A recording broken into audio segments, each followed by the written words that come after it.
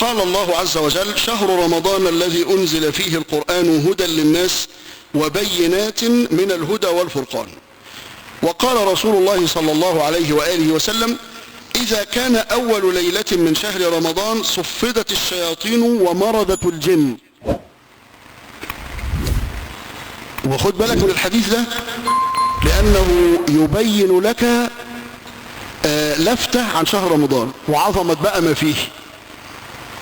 احنا مطالبين بالفريضة الأول ولا النافلة؟ أنا مطالب بالفريضة الأول. فإذا عمل المرء النافلة وترك الفريضة لا يقبل الله منه النافلة. يعني تصور واحد دخل لصلاة العشاء صلى ركعتين تحت المسجد ومشي وما صلاش العشاء، يبقى كأنه ما عملش حاجة. وإنما تأتي النافلة لتسديد الفرائض بعد كده، ما كان فيها من خلل رفع لقدرك، وما زال عبدي يتقرب إلي بالنوافل حتى أحبه، يبقى إيه؟ يزداد من هذا.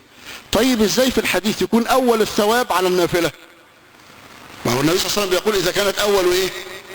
ليلة. أول ليلة دي فيها إيه؟ صلاة التراويح، مش كده؟ هي صلاة التراويح دي فرض. يعني لو إن إنسان ما صلاش التراويح خالص ده نقول له أنت تأثم؟ طب لو ما صامش عامدا؟ يقول الذهبي رحمه الله في كتابه الكبائر: وقد كان أهل العلم يعتبرون الذين يفطرون في رمضان عامدين من غير عذر يتهمونهم بالزندقة. بيقول الراجل ده بيضمر الكفر جواه، لأن شهر رمضان ده من احنا عيال صغيرين فرحانين بالصوم، مش كده ولا لا؟ وفرحانين كده بطاعة ربنا سبحانه وتعالى. فاللي يبقى كده تلاقي في قلبه يفطر عمدا، ده يبقى في قلبه مرض كبير، نسأل الله عز وجل أن يعافينا وإياكم. طب امال ايه موضوع اذا كانت اول ليلة؟ فالله عز وجل يطمعك فيه ان من اول ليلة، من قبل ما تتلبس بالفرض اللي انا فرضته عليك، من اول ليلة هيأت لك الجو زي ما احنا بنقول. شوف بقى مهيأ ازاي: اذا كانت اول ليلة من شهر رمضان صفدت الشياطين ومردت الجن. ما طب هو الشيطان ده مش من الجن؟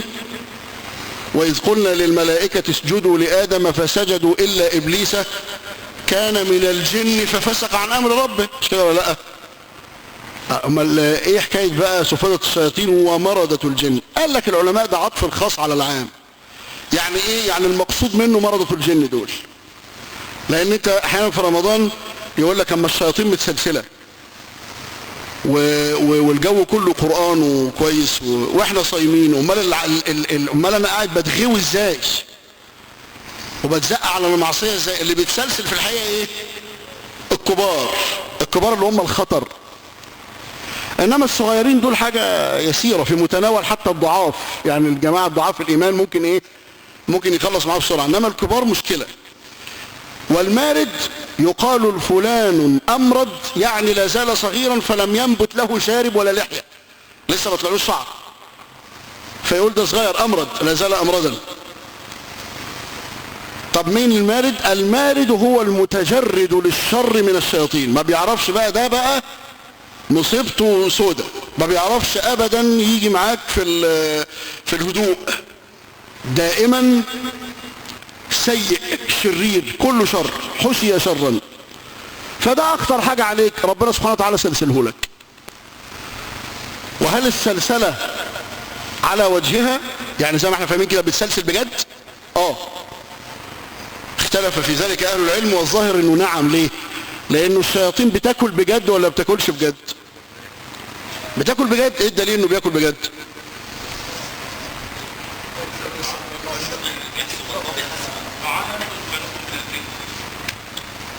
نعم، جزاك الله خير. ان النبي عليه الصلاة والسلام قال ايه؟ ما حدش يستنجى بالعظم. قال ليه؟ لانه طعام اخوانكم من الجن. وحديث سيدنا ابو هريره، مش سيدنا ابو هريره كان عنده تمر الصدقه، لا واحد قاعد بياكل منه، مسكه قال له انت بتعمل ايه؟ قال له معلش عندي عيال وفقير، وسابه. فصحي الصبح قال للنبي صلى الله عليه وسلم الكلام ده، فالنبي صلى الله عليه وسلم قال له ده كذاب وسيعود. تاني يوم نفس الموضوع، تالت يوم قال له لا ده انا هوديك للنبي بقى، هي كلمه واحده مش هسيبك. فقال اولا ادلك على شيء ان قلته او فعلته لا يقربك شيطان؟ وكانوا احرص الناس على الخير. الصحابة يعني رضي الله عنهم كانوا حريصين جدا، ما تقول له اقول لك معلومة يقول لك قول لي وادي لك معاه كل اللي في جيبي. فقال له نعم. قال بلى. قال إذا أويت إلى فراشك فاقرأ آية الكرسي فإنه لا يقربك شيطان. فأصبح فقال له النبي صلى الله عليه وسلم ما فعل صاحبك البارحة يا أبا هريرة؟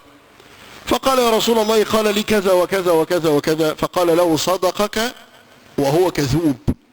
هو الأصل إنه كذاب، بس أحيانا يقول إيه، أحيانا يفلت من الشيطان حاجة كده يقول لك حاجة صدق يعني. فصدقك وهو كذوب، يبقى كان بياكل بجد ولا بياكلش بجد؟ يبقى لما بياكل بيخرج بجد، يبقى النبي صلى الله عليه وسلم يقول ذاك رجل بال الشيطان في اذنه، يبقى تبول بجد ولا ما تبولش بجد؟ تبول بجد. عشان كده العلماء لما بيقولوا قول النبي عليه الصلاه والسلام اذا استيقظ احدكم من نومه فاراد ان يتوضا فلا يغمس يده في الاناء فانه لا يدري اين باتت يده. لا يدري اين باتت يده، انا هتكون باتت فين ايدي؟ ما هي باتت جنبي، مش كده؟ لكن في احتمالات، من هذه الاحتمالات ان عدى شيطان من جنبك مع عياله، عيل صغير راح واقف تبول على ايدك. هو شياطين بقى.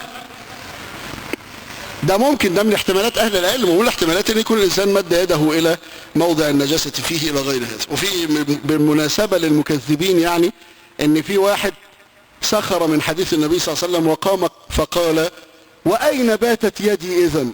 قال يعني هتكون باتت فين يعني؟ الحديث ده انا ما اقبلوش. فنام فاستيقظ فوجد يده محشورة في دبره الى رسغه. كل دي محشورة عشان تعرف اين باتت يدك بقى، تعرف انت اتنجست ولا لا.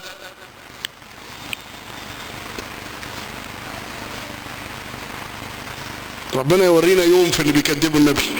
الله يسعدك. شوف برضو حاجة زي كده. يبقى صفدت الشياطين ومرضت الجن. يبقى الشيطان بياكل بجد وبيتبول بجد، ويبقى بيتسلسل بجد ولا لا؟ بيتسلسل بجد. يبقى هم متسلسلين مربوطين عشان حضرتك خلاص خلى لك الجو بقى، مفيش حد يعطلك ولا يوقفك. والنفس مكسورة بالصوم، عايز ياكل مفيش اكل، عايز يشرب مفيش شرب، عايزه ودلوقتي النهار طويل والليل يا دوبك تلحق تفطر وتروح تصلي التراويح، تروح تلاقي محتاج ايه؟ تتسحر. مش زي مثلا ليل الشتاء بتروح وتصلي التراويح وترجع تاكل وتنام وتصحى تاكل تاني وتنام وتصحى تاكل تاني وبعدين تقول لهم حضروا السحور بقى. انما مفيش ده دلوقتي، خلاص يا دوبك مش هتلحق، فالاكل قليل كما سينص الشيخ على اهمية ده. فاذا كان الاكل قليل بيخلي نفسك همدانة، لما تبقى همدانة هي اللي رابطة على عين قلبك مسكاه ومحيطة به، فلما بتسيبه القلب هو اللي بيشوف، لما القلب بقى يسوق تمشي عدل. عشان كده الشاعر بيقول ايه؟ واذا افاق القلب واندمل الهوى رأت القلوب ما لم ترى الابصار. يمشي بقى القلب برؤية كأن الله عز وجل اطلعه على الغيب. صفدت الشياطين ومرضت الجن وغلقت ابواب النيران فلم يفتح منها باب. وهذا اشارة الى ضعف الايه؟ العمل السيء، هيكون ضعيف بنفسه كده، بس انت اشتغل. وفتحت ابواب الجنة فلم يغلق منها باب لسهولة الحسنة. وينادي مناد يا باغي الخير اقبل ويا باغي الشر اقصر.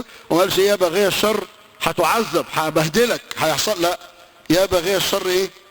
اقصر، من جملة الخطاب المرغب المطمع. ولله عتقاء من النار وذلك في كل ليلة. عشان كده اصحاب الهمة يا اخوة بيبقى في اليوم الاولاني اول ليلة. وخد بالك من موضوع اول ليلة ده، اوعى تفوتك اول ليلة اللي بتفوت ناس كتير. اول ليلة دي مرابط، من بعد العشاء قاعد في المسجد تشوف طلعت الرؤية ما طلعتش الرؤية، الشاف ما تشافش. لكن اول ليلة ابدأ الى ربك بالسير يبدأك الله بالفضل سبحانه وتعالى. وإن أتاني يمشي هرولت إليه.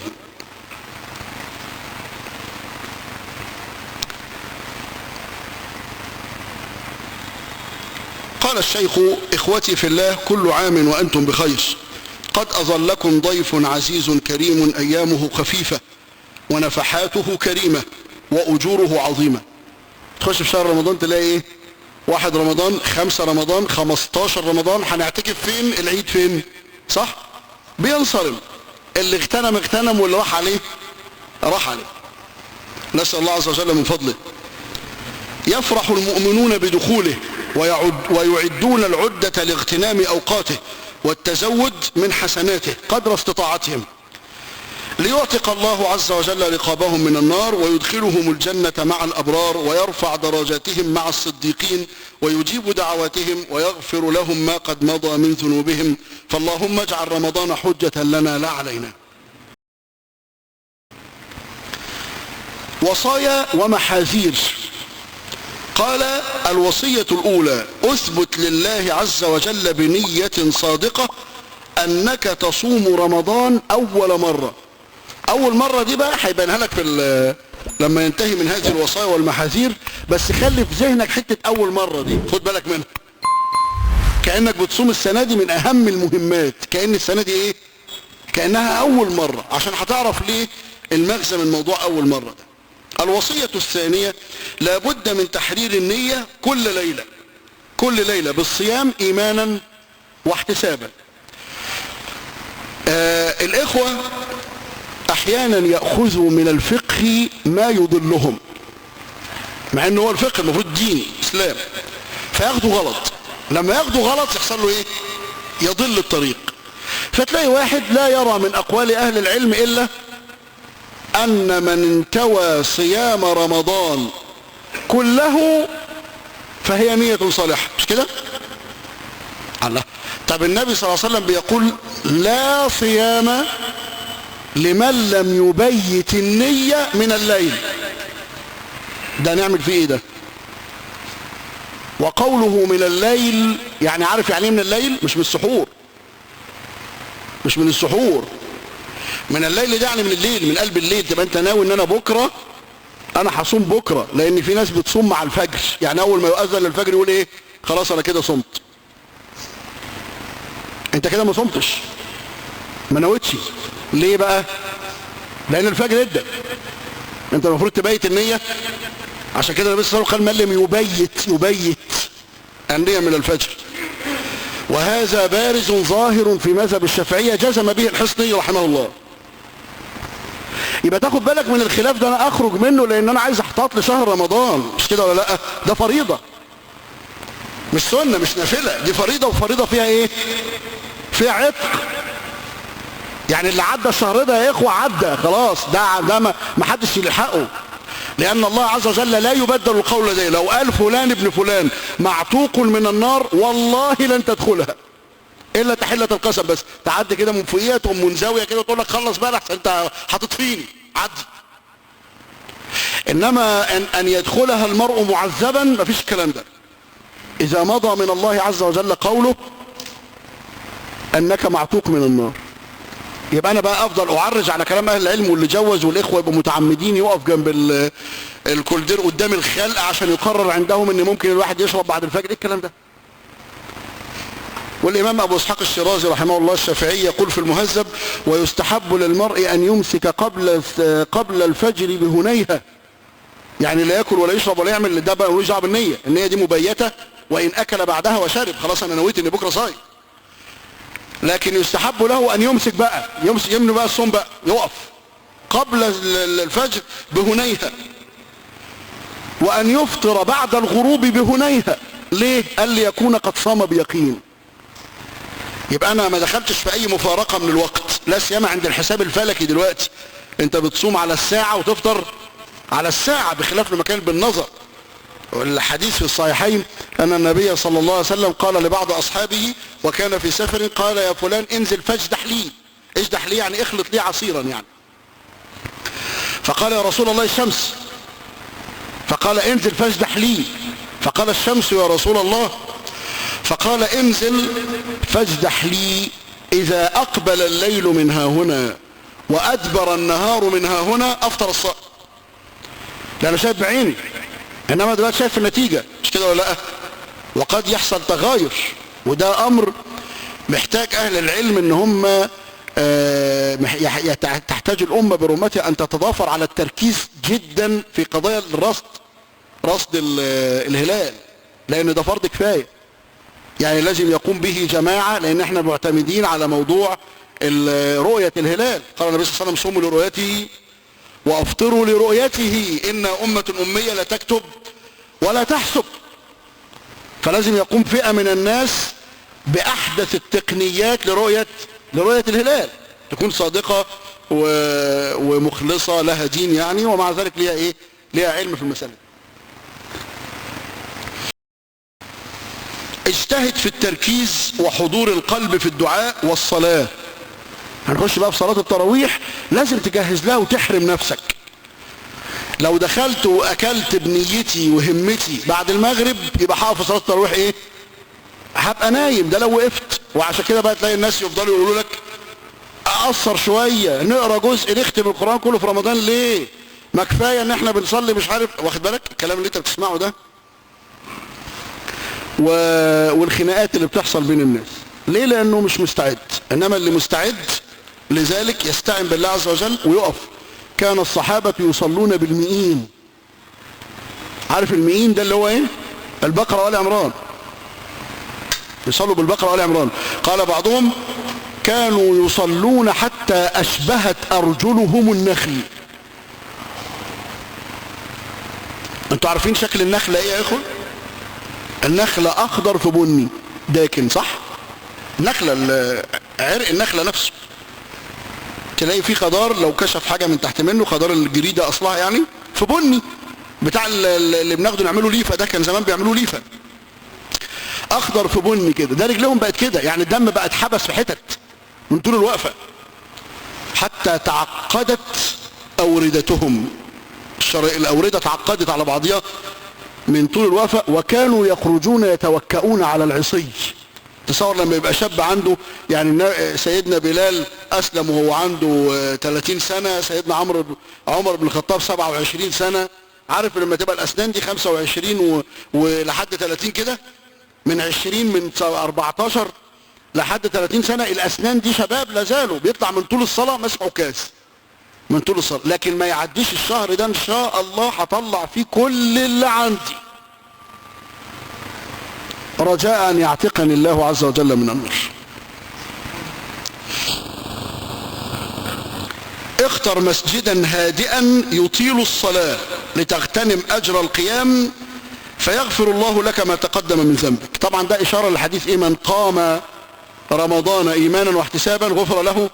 يبقى شوف عندك بقى مغفرة الذنوب اللي فاتت دي كلها بالصيام، ومغفرتها تاني بالقيام كمان. شوف الفرص دي. وبعدين تيجي بقى على ليلة القدر تلاقي ايه؟ من قام ليلة القدر ايمانا غفر له ما تقدم.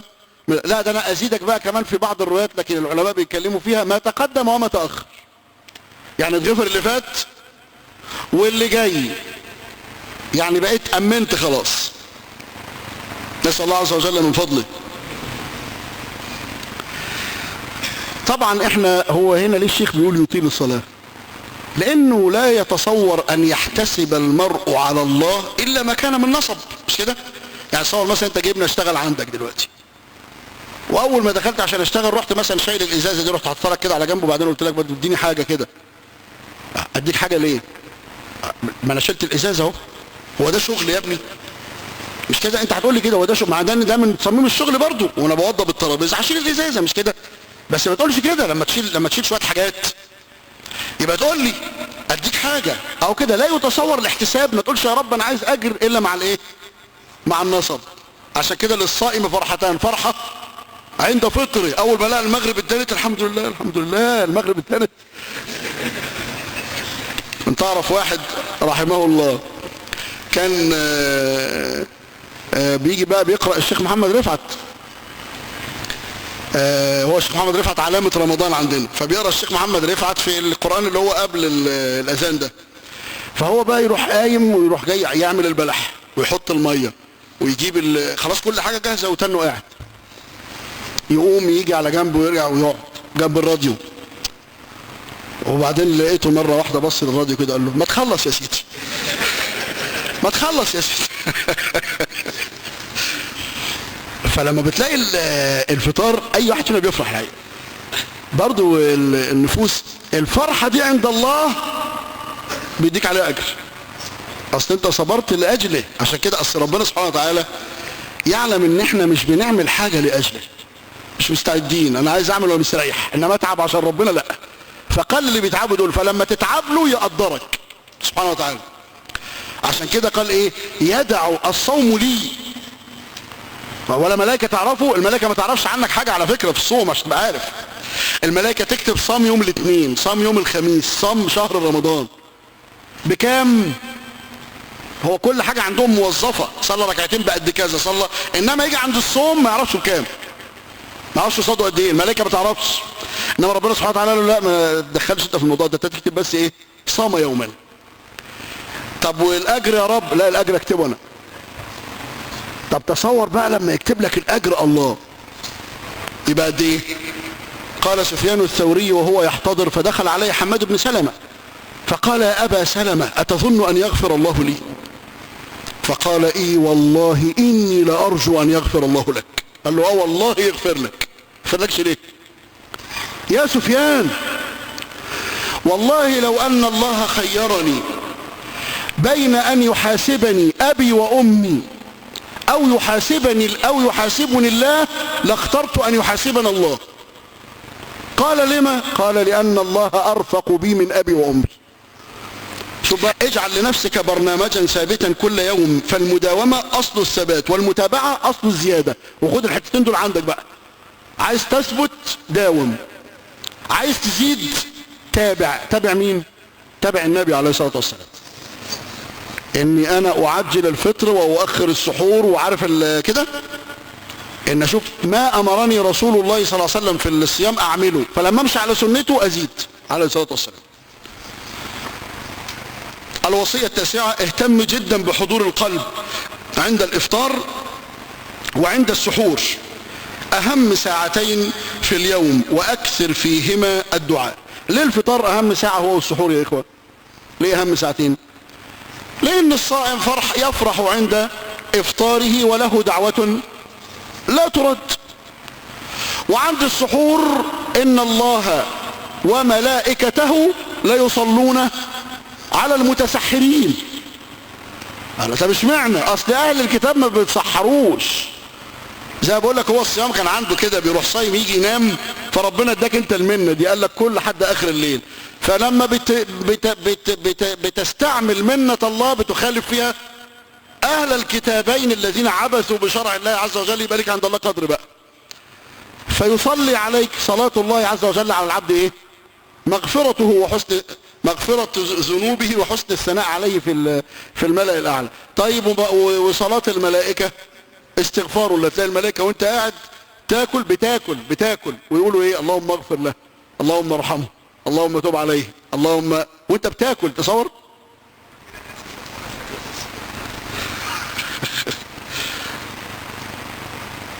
الوصية العاشرة والأخيرة: الكثرة مطلوبة. أكثر الذكر، أكثر الصلاة، أكثر الدعاء، أكثر الصدقة.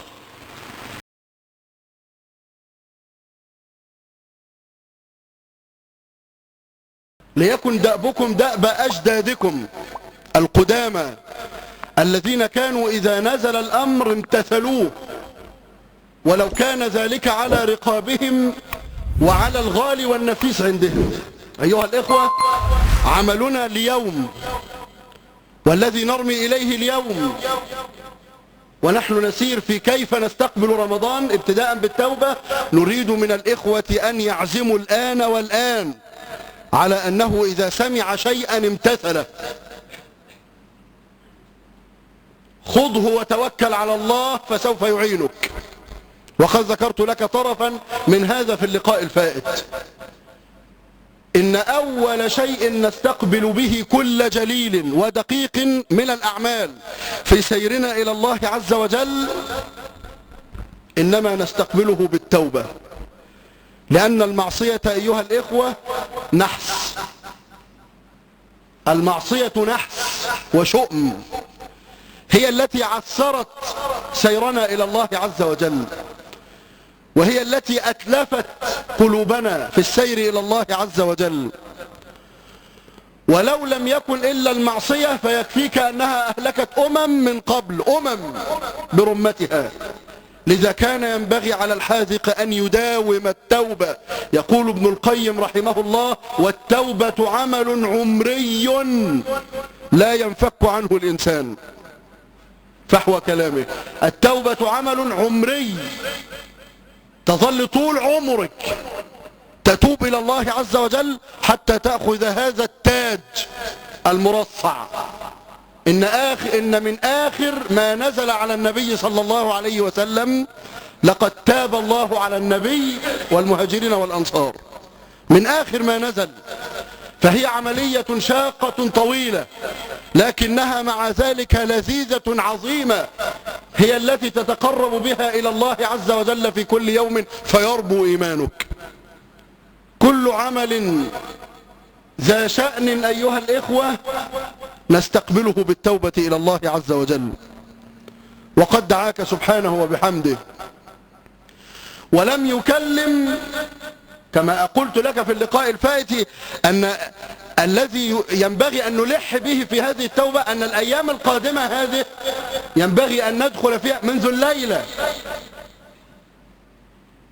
هذه الأيام بالذات، وإلا فهو عمل عمري يعني، لكن أقصد هذه الليلة الأيام بالذات منذ الليلة وحتى ينسلخ شهر رمضان. نسأل الله عز وجل أن يبارك لنا في شعبان ويبلغنا رمضان. عبادة هذا الوقت التي ينبغي أن تهتم بها الرجاء، الفرح بالله. عبادة هذا الوقت أن تظن أن الله عز وجل يغفر لك. لذلك جئت اليوم لأستعرض ولأعرض عليك، لأستعرض رحمة الله عز وجل من خلال هذه التوبة وقوانين التوبة، كيف أنه رحيم جدا سبحانه وبحمده. ليه؟ عشان أشعر فيك هذه الجذوة من هنا، من اليوم، وأنت ترجو ألا تنقضي هذه الليلة من الليلة، ترجو ألا تنقضي هذه الليلة إلا وقد غفر الله عز وجل لك. دعا الله عز وجل ولم يدعو أي أحد من الأتقياء الذين ربما كانت لهم هفوات، لا، بل دعا أفسقنا وأشدنا ذنوبا وأعتانا في هذا المضمار من فرط رحمته. يريد أن يقول: لا تقنط. قال: قل يا عبادي الذين أسرفوا على أنفسهم لا تقنطوا من رحمة الله. ليه؟ إن الله يغفر الذنوب جميعا. ولو قال يغفر الذنوب وخلاص لكان هذا اللفظ يستوجب أنه يغفر الذنوب جميعا، إذ أن الإنسان لا يقع في معصية إلا سميت ذنبا. لكن قال يغفر الذنوب جميعا، إعماق وإغراق في البشرى عشان تفرح به سبحانه وبحمده. ثم يبين لك في الآية التي تليها أن التوبة عمل لا ينفك عنك. يقول: وأنيبوا إلى ربكم وأسلموا له.